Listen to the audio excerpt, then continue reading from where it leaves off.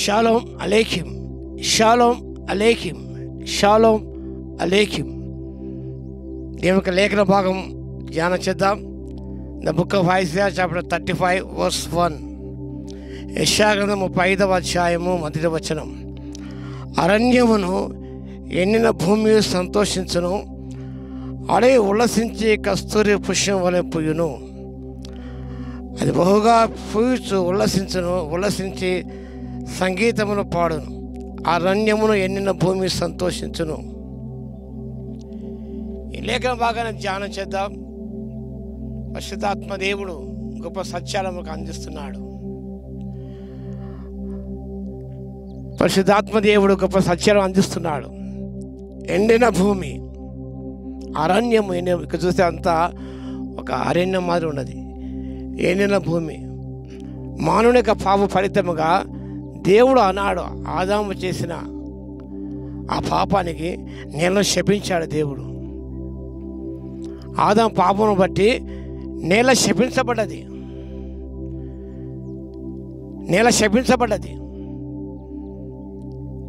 నువ్వు చెమటోడ్చి ఇది గచ్చపొదలను ముండపొదను మొలిపిస్తుంది.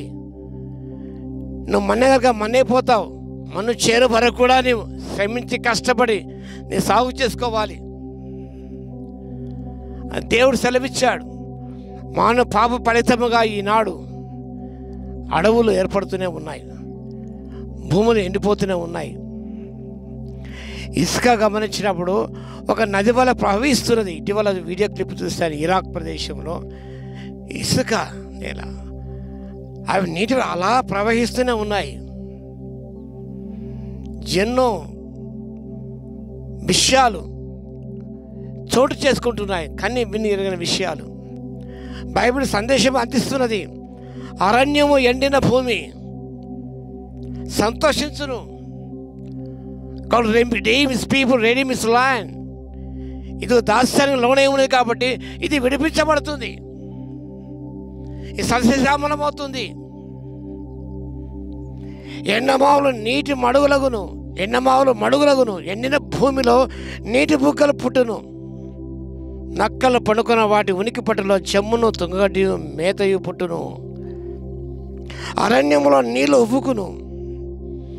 అరణ్యంలో కూడా నీటిని పుట్టించే దేవుడు. హాగరు పారిపోతున్నది, దాహం వేస్తున్నది. అడవిలో అరణ్యంలో దేవదేవుడు నీటి బుగ్గను పుట్టించాడు.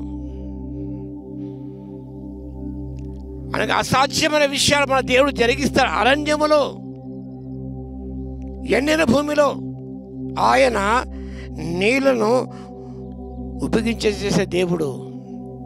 నోటి మాటితే సమస్తం సృష్టించే దేవుడు. కలుగును కాక సమస్తం కలిగిపోయాయి.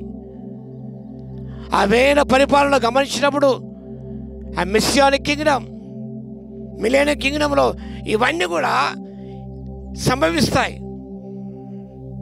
ఇలా కూడా జీవిస్తున్నా కూడా ఆత్మీయ జీవితాన్ని గమనించినప్పుడు మన జీవితాలు కూడా ఈజీగా ఎండిపోయి ఉన్నాయి.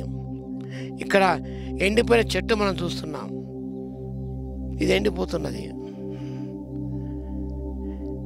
మన బతుకులు కూడా మూడుబారిన బతుకుల్లో ఉన్నాయి. చిగురించని, పుష్పించని, ఫలించని స్థితిలో మనం ఉన్నాం. ఎలాంటి స్థితిలో ఉన్న దేవుని జీవితంలో వసంతాన్నిచ్చే దేవుడే ఉన్నాడు. పూలను పూయించే దేవుడే ఉన్నాడు. సంతోషించే దేవుడే ఉన్నాడు.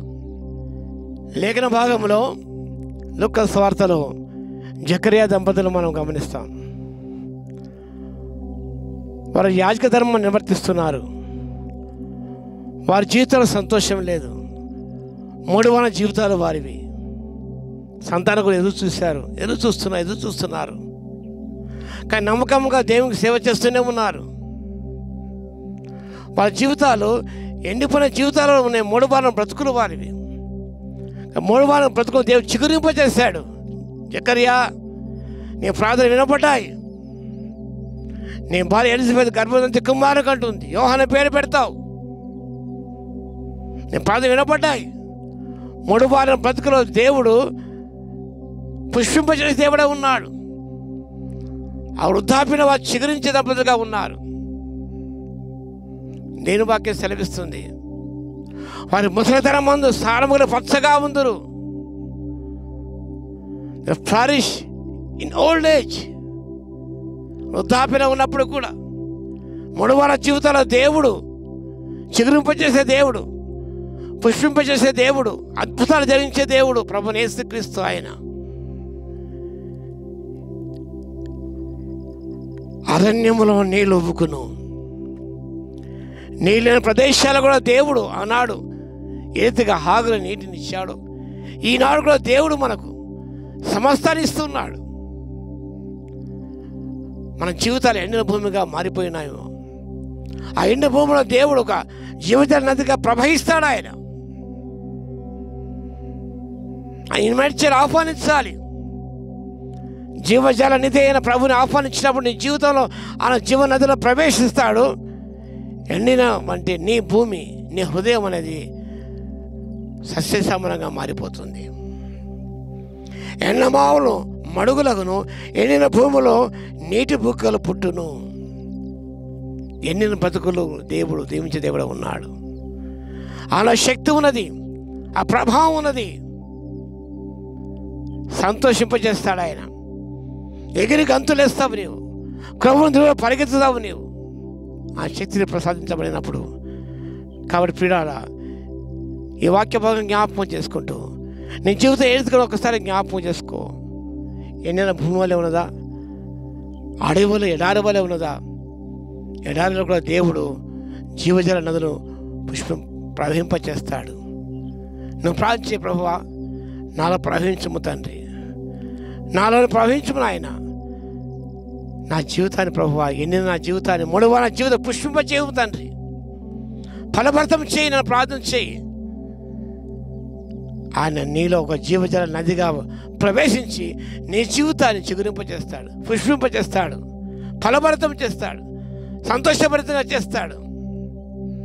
ప్రభునందు ఎల్లప్పుడూ ఆనందించగలవు. కాబట్టి ప్రభువును ఆహ్వానించి అలా ధన్యత పొందడానికి పరిశుద్ధాత్మ దేవుడు మనకందరికీ కూడా కృపా సహాయత మెండుగా దయచును గాక. ఆమె ప్రార్థన చేద్దాం. మహాగణ మహోన్నతుల యేసయ్య మీకు స్తోత్రం నాయన. ఎండిన భూమిని మూడు వారం జీవితాలు చిగురింపచేసే దేవుడు, పుష్పింపచేసే దేవుడు మీరే. కాబట్టి మీకు స్తోత్రాలు చెల్లిస్తున్నాం. యెషయా ముద్రను చిగురు పుట్టును సెలవిచ్చారు తండ్రి, మీకు స్తోత్రం నాయన. ఎండిన బ్రతుకుల ప్రభావ, ఎడారి బ్రతుకుల ప్రభావ మీరు వాటిని తండ్రి సశ్యామల చేయగల శక్తి మీకున్నది. కాబట్టి మీకు వందనాలు, స్తుతి, స్తోత్రాలు చెల్లిస్తున్నాం. జీవజల నదిగా మాలో ప్రవేశించండి తండ్రి, ప్రవహించడం నాయన. మా జీవితాన్ని, మీ జీవజల తడపండి మా తండ్రి. సస్యశ్యామల చేయండి ఆయన, పుష్పింప చేయండి తండ్రి. మా బ్రతుకులు మూడు వారి ఉన్నాయి తండ్రి. మూడు వారి బ్రతుకు వసంతాన్ని చిగురింపచేసేది మీరే. కాబట్టి మీకు వందనాలు, స్తుతి, స్తోత్రాలు చెల్లించుకుంటున్నాయన. అనేకులు దీవెనకరంగా జీవించే కృపను ఇవ్వగలందుకు మీకే స్తుతి, స్తోత్రాలు చెల్లిస్తూ ఘనమైన మీ నామను కొనియాడుకుంటూ యేసయ్య నామమున ప్రార్థించి వేడుకొంచున్నాము తండ్రి. ఆమేన్. మన తండ్రి అయిన దేవుని యొక్క ప్రేమయు, మన ప్రభువును రక్షకుడైన యేసుక్రీస్తు యొక్క కృపయు, పరిశుద్ధాత్మ యొక్క అన్యోన్య సహవాసము మనందరికి సదాకాలం తోడై ఉండును గాక. ఆమేన్.